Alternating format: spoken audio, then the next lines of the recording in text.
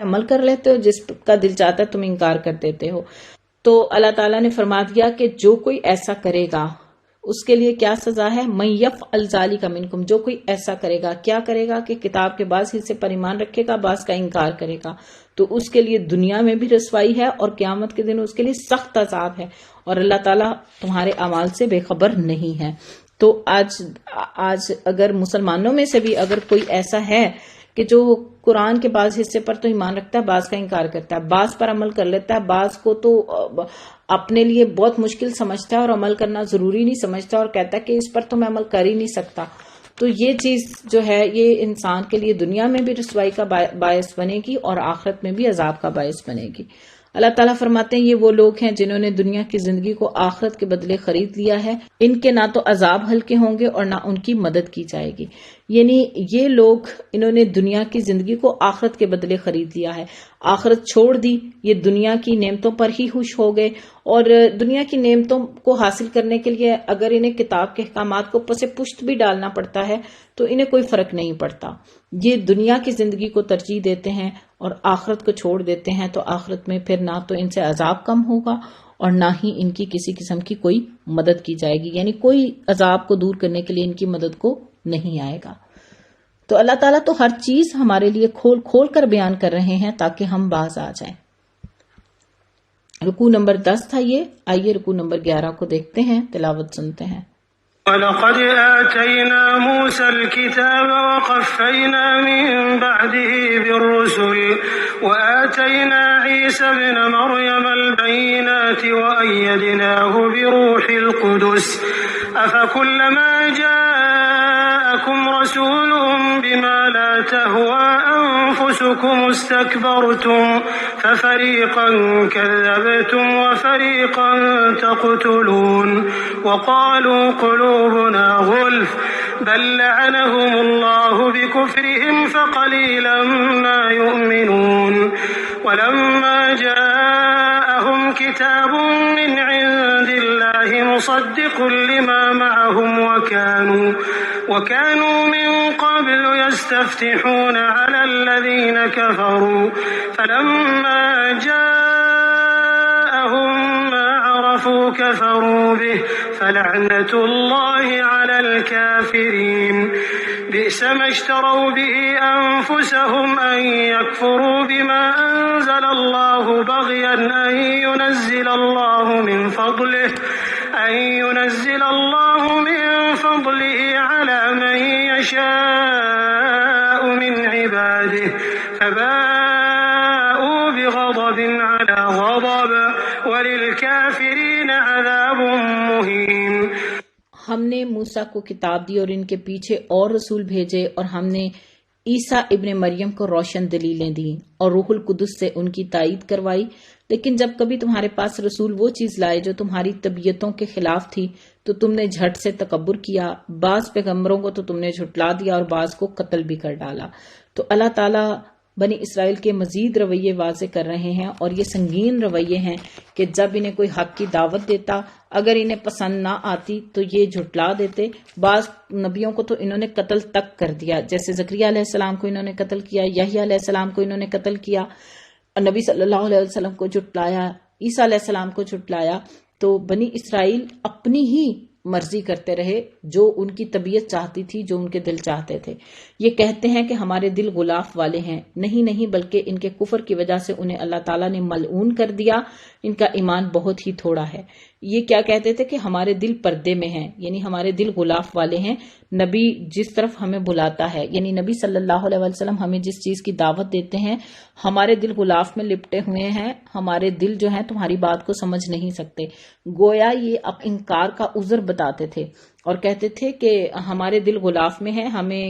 ضرورت نہیں ہے کسی بھی نصیحت کی۔ اللہ تعالیٰ کہتے ہیں نہیں، بلکہ ان کے دلوں پر ان کے کفر کی وجہ سے اللہ تعالیٰ نے لعنت کر دی ہے، یعنی یہ ملعون ہیں، اللہ تعالیٰ کی رحمت سے دور کیے ہوئے ہیں، یہ ایمان لانے والے نہیں ہیں۔ اور ان کے پاس جب اللہ کی کتاب، ان کی کتاب کو سچا کرنے والی آئی، یعنی جب قرآن آیا جو ان کی کتاب کی تصدیق کرنے والا تھا، حالانکہ پہلے یہ خود اس کے ذریعے کافروں پر فتح چاہتے تھے، تو باوجود آ جانے کے اور باوجود پہچان لینے کے پھر کفر کرنے لگے۔ اللہ کی لعنت ہو کافروں پر۔ یعنی جب نبی صلی اللہ علیہ وسلم ابھی نہیں آئے تھے تو یہ یہود مشرکین سے شکست کھاتے تو اللہ سے دعا کیا کرتے تھے کہ یا اللہ آخری نبی جلد مبعوث ہو تاکہ ہم اس سے مل کر مشرکین پر غلبہ حاصل کریں۔ تو جب نبی صلی اللہ علیہ وسلم مبعوث ہوئے، انہوں نے نبی صلی اللہ علیہ وسلم کو پہچان بھی لیا کہ یہ آخری نبی ہیں، لیکن تعصب کی وجہ سے یہ نبی صلی اللہ علیہ وسلم پر ایمان لانے والے نہ ہوئے، یہ کفر کرنے لگے۔ تو اللہ تعالیٰ نے کہا کہ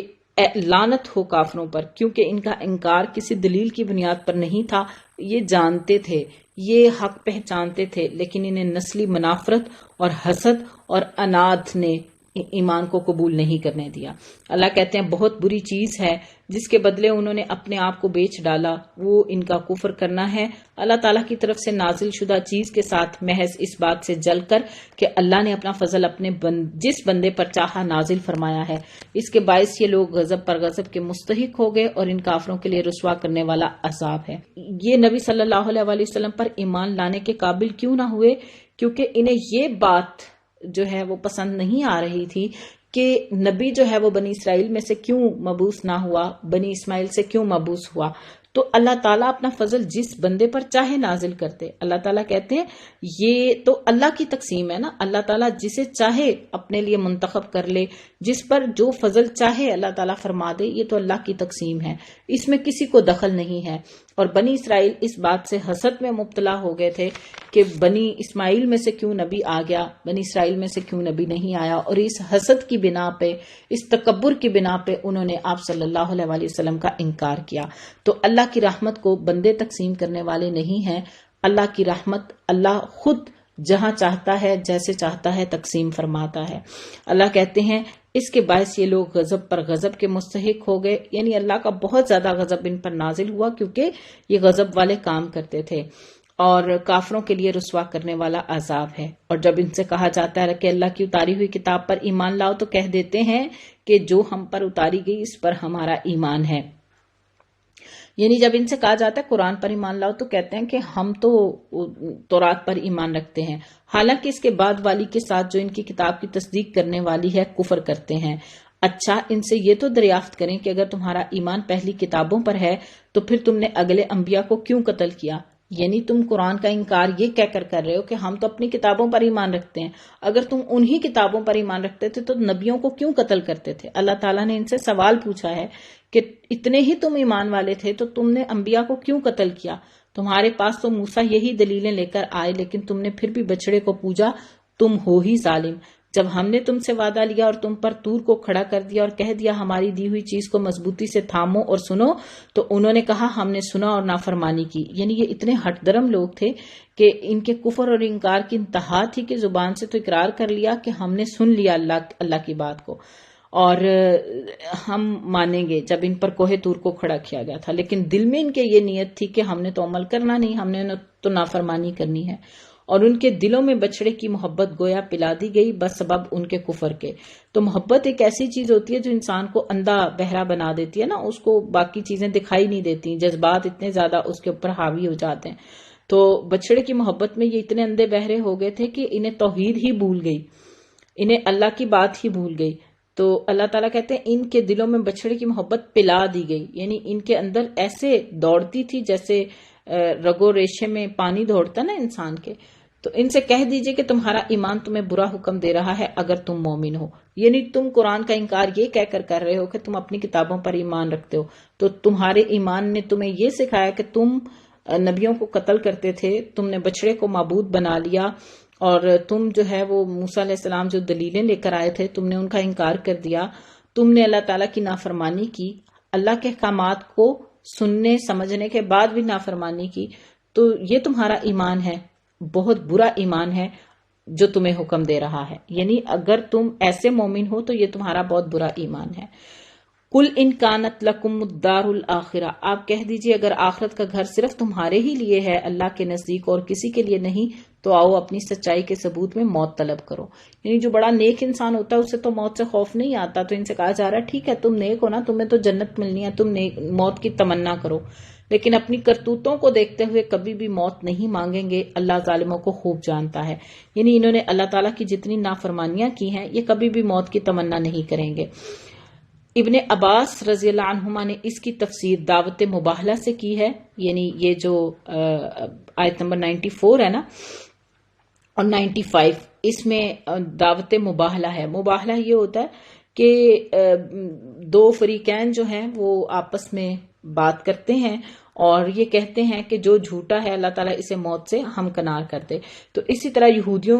سے کہا گیا کہ اگر تم نبوت محمدیہ کے انکار اور اللہ سے محبوبیت کے دعوے میں سچے ہو تو مباہلہ کرو، یعنی آؤ ہم مل کر اللہ کے آگے یہ عرض کریں کہ جو جھوٹا ہے اس پر اللہ کی لعنت ہو، اللہ اسے موت سے ہمکنار کرے۔ حافظ ابن کثیر نے اسی تفسیر کو ترجیح دی ہے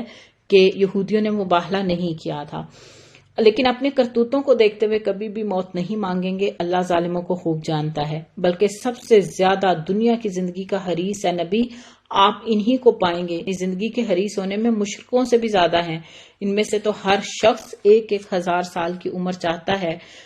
گویا یہ عمر دیا جانا بھی انہیں عذاب سے نہیں چھوڑا سکتا۔ اللہ تعالیٰ ان کے کاموں کو بخوبی دیکھ رہا ہے۔ یعنی یہ تو بڑے حریص ہیں دنیا کی زندگی پہ۔ یہودیوں کا دل بڑا سخت ہے، بہت زیادہ محبت ہے ان کے دلوں میں دنیا کی، اور یہ چاہتے ہیں کہ دنیا میں ہی رہیں اور ہمیں 1000 سال عمر ملتی رہے۔ جتنی بھی لمبی عمر مل جائے آخر تو موت ہے نا، مطلب 100 سال نہیں 200 سال مل جائے، 500 سال 1000 سال بھی مل جائے تو پھر بھی دنیا سے تو جانا ہے، کیونکہ دنیا ہمیشہ رہنے کی جگہ نہیں ہے، کیونکہ دنیا فانی ہے۔ تو اللہ تعالیٰ نے کہا یہ اتنے حریص ہیں، یہ تو کبھی بھی موت کی تمنا نہیں کریں گے، یہ تو کبھی بھی اپنے لیے موت کی دعا نہیں کریں گے۔ یہ تھا رکوع نمبر 11۔